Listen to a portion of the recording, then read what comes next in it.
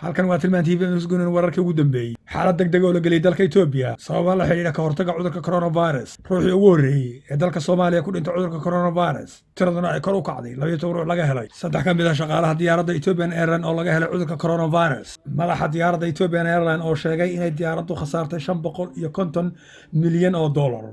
waxaa kaloo ay sheegeen inay hoos u dhigeen duulimaadyo ay ku tagi jireen qaybo ka mid ah qaaradda Afrika waxayna uu sheegay inay hadda kadib ay xoogga saarayaan cargo ama diyaaradda xamuulka qaada iyadoo ay kor u kacday xagga kaargada oo loo baahan yahay supply fara badan in la geeyo adduweynaha hadday noqoto cuntada dawooyinka iyo qalabka kaleeto madaxa diyaaradda Ethiopian Airlines Tewolde Gabre Mariam ayaa sheegay in ay Ethiopia diyaaradeedu ay ka bixi doonto xaaladda dhaqaale ee ay ku jirto marka ay u dhamaado cudurka coronavirus-ka diyaaradda Ethiopian Airlines waa diyaaradaha ugu waaweyn ee qaaradda Afrika ka shaqeeya iyadoo isku xidha Asia iyo Afrika iyo Europe dowladda Imaaraadka oo gaarsiisay deeq caafimaad oo looga hortagayo cudurka coronavirus Puntland iyo Somaliland qoraal ka soo baxay xafiiska ra'iisul wasaaraha dalka Ethiopia ayaa sheegaya in dalka la gelinayo xaalad degdeg ah ama bandow la gelinayo taasi oo la xidhiidha ka hortagga faafidda cudurka coronavirus dalka Itoobiya oo shacabkiisu gaaraya 110 milyan ayaa laga cabsi qabaa haddii cudurkaasi uu sii faafo inay dad aad u far badan ku dhintaan ilaa iyo hadda dadka laga helay cudurka coronavirus-ka ee dalka Itoobiya waa 52 ruux iyo 2 ruux oo dhimasho bandowga lagu soo rogay dalka ayaa dowladda Itoobiya waxay hore u qaaday calaamado lagu xakameynayo cudurkan oo ay ka mid yihiin in dhammaanba iskuuladii la xidhay iyo jaamacadihii dalka laguna amray shaqaalaha dowladda inay ku shaqeeyaan guriga kililada dalka sida kililka Amxaarada iyo Oromiya ayaa dhammaanba xidhay xadadkooda waxaa kaloo ay xakameeyeen socodka shacabka kililka Soomaalida ilaa iyo hadda xad lama xidhin waxaana lagu amray dadku inay guryaha joogaan waxaa kaloo la mamnuucay gatherinka ama isu imaatinka dadka faraha badan sida aroosyada iyo shirarka waaweyn ayaa la mamnuucay dalka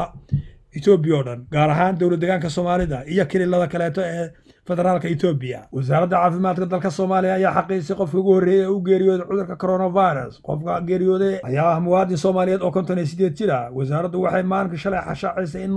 qof 58 jir ah wasaaraddu waxay maalinkii shalay shaacisay in qof 58 jir ah oo aan dalka dhinac uga bixin laga helay cudurka coronavirus-ka ama COVID-19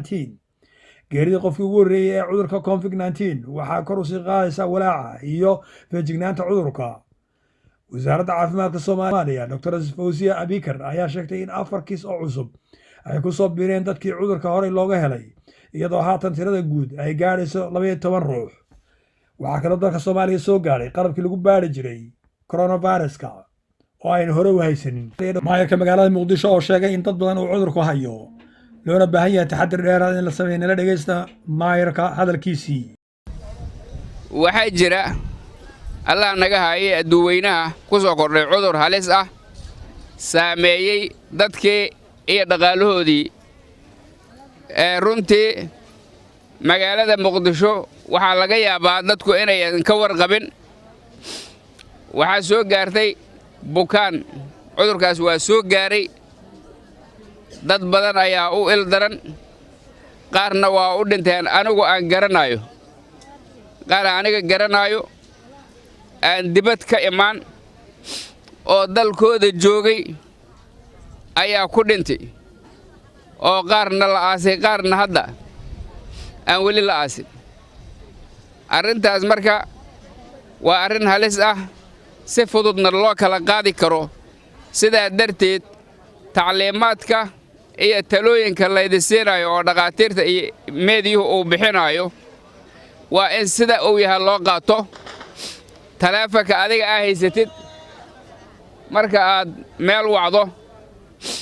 ama adiga lagu soo waco talooyinka ku siinaya dhageyso sida uu ku tilmaamayna raac haddii alla idmo haddii meel walba leedinkaga fududeeyay inaad tiraahdeen waa been waxba kama jiraan taas waa niyajab waa dhab waa jira ma jiraan wax aan idinkaga sabanayno inaan baa idin sheegno laakiin haddii bulshadeenna dhib uu yacni la soo gudboonaado oo dhibaatadii ay beensadaan oo halistiina yacni ay ku jirto magaaladii waa murugo waay marka arrintaas waa dhab waa jirtaa inta ayaan faraha ka bixin waxaa la rabaa in aan la isu dhowaan inaan guryaha laga soo bixin inta karaanka ah in afka la duubto sidaan oo kale in si joogta gacmaha loo dhuqo dhammaan talooyinkaas waa kuwa mar walba lagu celcelinayo waxaa la idinka rabaa markaa talooyinkaas inaad qaadataan si loo gaaro bulsho caafimaad qabta